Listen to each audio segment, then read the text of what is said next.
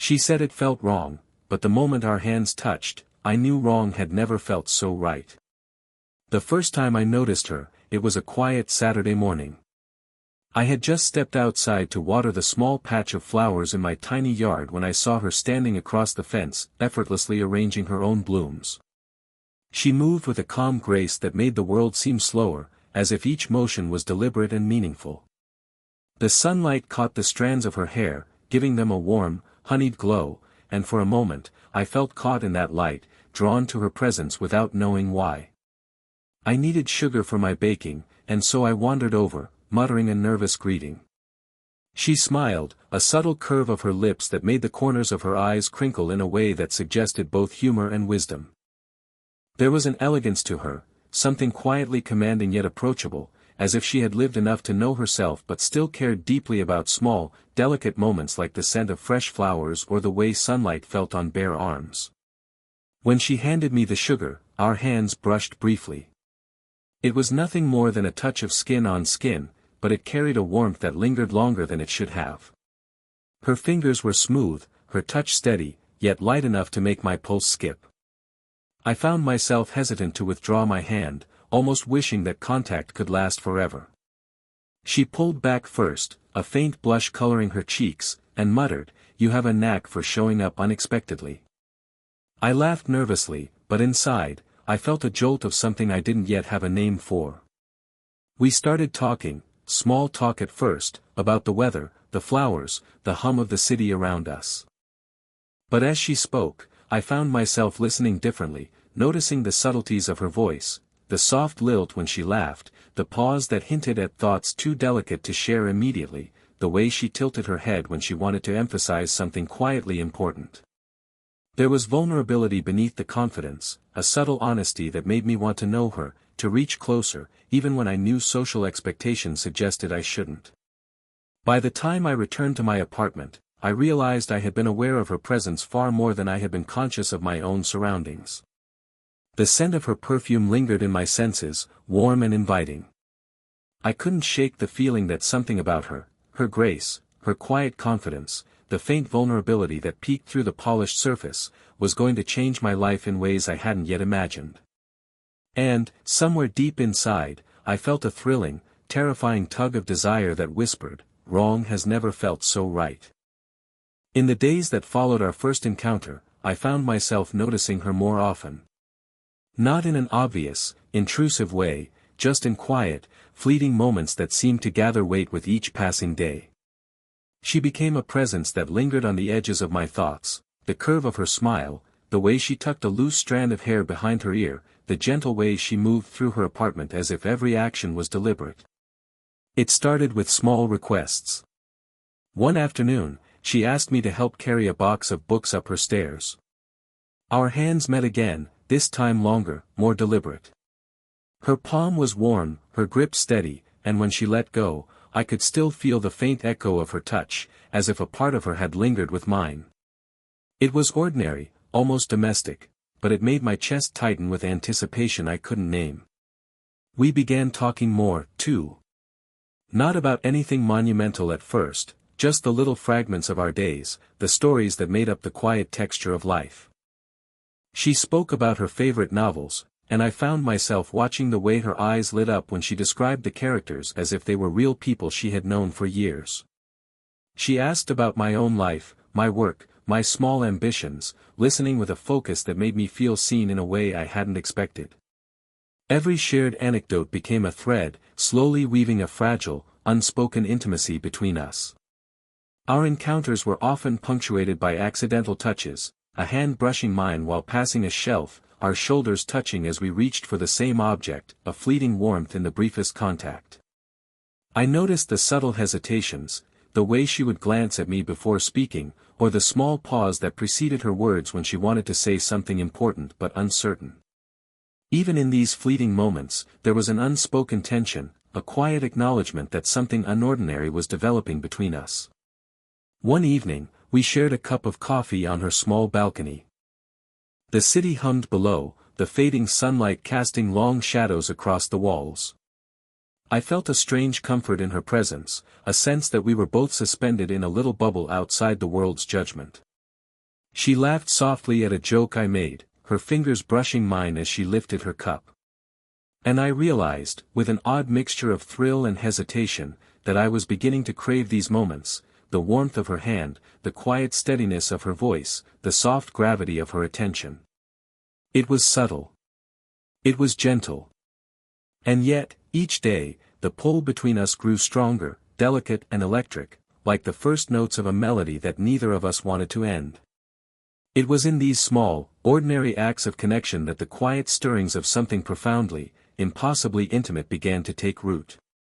And even as she hesitated, whispering once that it felt wrong, I knew that something extraordinary was quietly unfolding. As our familiarity grew, so did a tension that neither of us could fully name. It wasn't loud or dramatic, it existed in the spaces between words, in the pauses when our hands lingered too long, in the way our gazes met and held a moment longer than they should. Every encounter carried the weight of something unspoken, and every small touch became a conversation of its own. One evening, a sudden rainstorm forced us to take shelter on her balcony. The city streets glistened with reflections of streetlights, and the sound of raindrops tapping the metal railing filled the silence. We stood close, the air thick with electricity neither of us addressed, our shoulders brushing as we tried to reach a vantage point to watch the storm. Her hair was damp from the drizzle, and the faint scent of rain mixed with the warmth of her perfume made my chest tighten. A small, accidental touch, her hand against mine as she pointed to the distant city skyline, sent a shiver up my arm. It was brief, almost fleeting, but heavy with the weight of intention.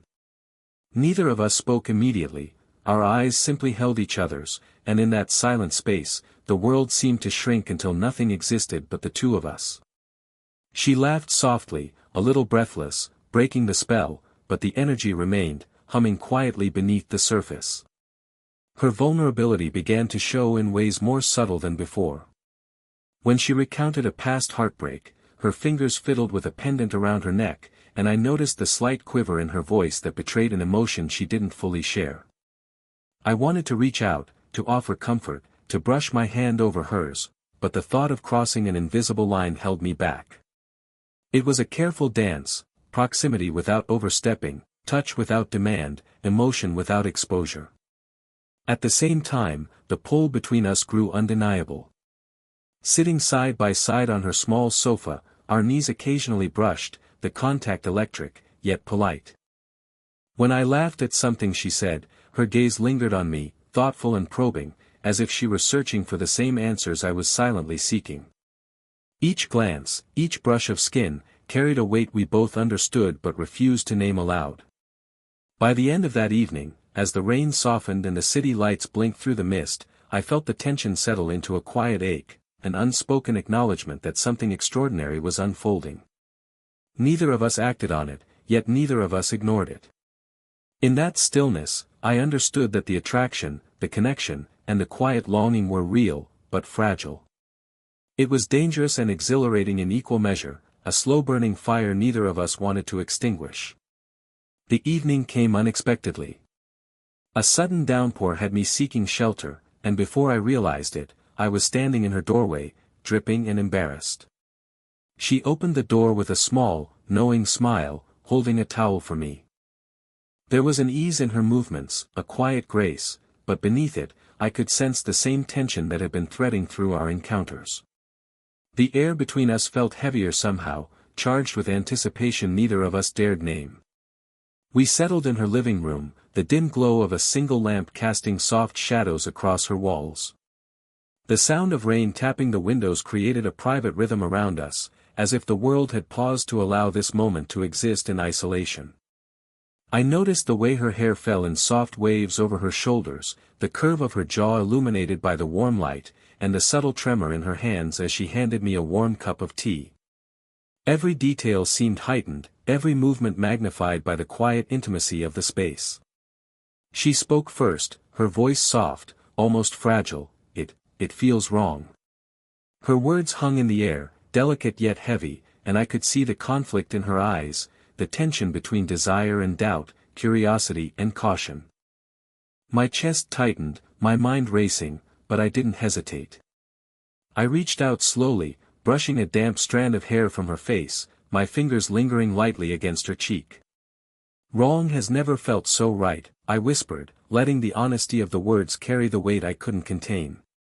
The silence that followed was thick but not uncomfortable. She looked at me, really looked, and I saw the flicker of vulnerability she usually kept hidden. I could feel the warmth of her hand as it brushed against mine, tentative but deliberate. Our knees touched as we shifted closer on the sofa, a shared space suddenly charged with meaning. The scent of her perfume, mingled with the faint petrichor from the rain, enveloped me, grounding me in a moment that felt suspended outside of time.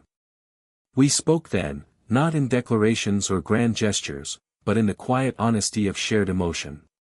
She admitted fears, whispered doubts about what others might think, about the impossibility of our connection. I listened, heart pounding, offering reassurance not with words alone, but with the subtle steadiness of my presence, a hand resting lightly on hers, a shoulder just close enough to convey safety, a gaze that promised understanding. By the time the rain slowed, the space between us had transformed. What had begun as hesitation and uncertainty had deepened into acknowledgement, a shared recognition of the bond neither of us could ignore. We didn't rush. We didn't force anything. Instead, we lingered, letting the confession of feelings exist in the quiet brush of hands, the warmth of proximity, and the slow, steady heartbeat of a connection finally given voice. After the confession, life didn't suddenly become easier. If anything, the subtle tension between us grew heavier, layered now with the weight of reality. Every time we met, there was a quiet awareness of the world watching, of expectations we weren't sure we could meet. It wasn't that anyone said anything outright, it was the soft whispers of neighbors, the fleeting glances from friends, and the invisible thread of societal rules that kept reminding us we were stepping into forbidden territory. We adapted, slowly. Walks in the park became our small rebellion, a place where we could hold hands briefly without explanation, where the cool evening air carried away any lingering hesitation. Our fingers brushed sometimes, lingering for a heartbeat longer than necessary. I noticed her smiles then, quiet and private, meant only for me. When she laughed, it was with a little more freedom, a subtle relaxation of shoulders that had been tense with caution. Inside her apartment, the tension transformed into something tender. I helped her carry groceries, and our hands would meet and linger on a bag or a box, fingers brushing almost accidentally. Every touch, every shared space became a conversation of its own. There were moments when she would let me guide her gently through a task, arranging books, lifting a lamp, or folding laundry, and I could feel a trust growing, delicate but undeniable.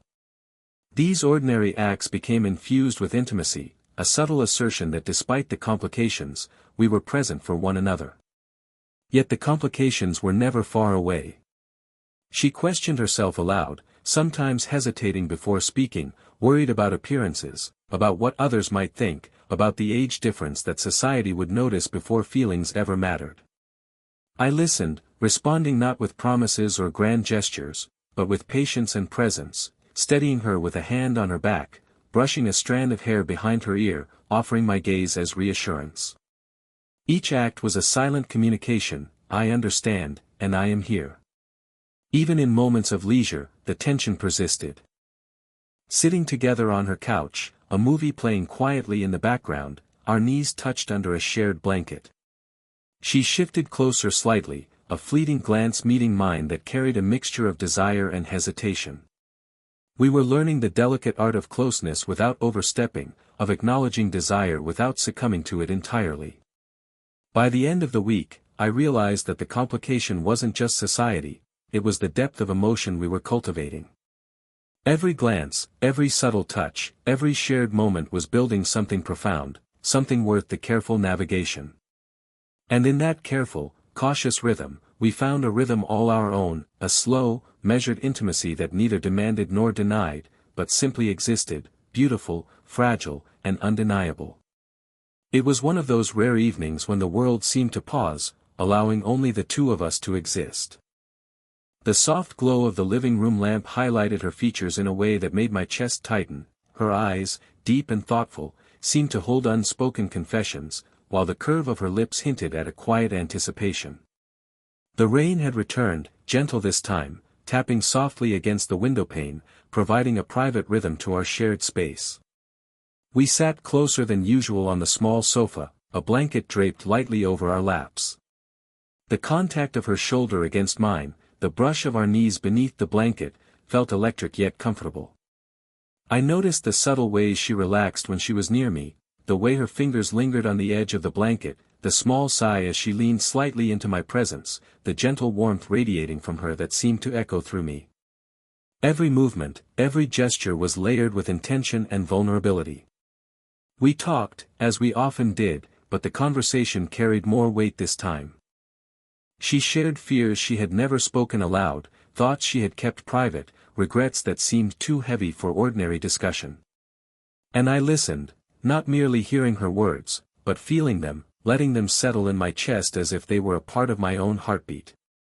I offered reassurance not with grand proclamations, but with steady presence, a hand lightly resting on hers, a thumb brushing in quiet solidarity, a gaze that conveyed trust and acceptance. There was a pause, heavy with unspoken tension, and I realized that this was the moment we had been approaching, the quiet apex of everything simmering between us. I reached for her hand, intertwining our fingers, feeling the delicate pulse beneath her skin. She didn't pull away, instead, she let her hand rest in mine, warmth meeting warmth, an unspoken acknowledgement of the connection that had been growing day by day. We didn't rush. There was no need for words to define what had already been felt. A subtle brush of hair from her cheek, a gentle shift so our shoulders aligned, a soft, lingering gaze, these small acts held more intimacy than anything grandiose ever could. In that space, every heartbeat, every quiet breath, every small touch became a declaration. The world outside ceased to exist, there was only the electric, fragile, and utterly human closeness we shared. By the time the night deepened, the storm outside mirrored the quiet intensity of the storm inside us, a mixture of longing, trust, and surrender. We knew that whatever complications lay ahead, this connection had solidified, grounded not in fleeting passion, but in the steady, profound intimacy of hearts meeting and holding. For the first time, I felt a certainty, that this slow, deliberate love, the kind that tiptoes along boundaries, navigating hesitation and desire, was real, and it was ours. The days that followed felt different, lighter, yet charged with a quiet contentment. There was no need for grand gestures or declarations, our bond had settled into something steady, warm, and undeniably real. It was in the small, ordinary moments that the depth of our connection shone brightest, shared mornings over coffee, lingering glances across a crowded room, hands brushing as we reached for the same object. Each instance was a gentle reminder that we had found something rare, fragile, and worth nurturing.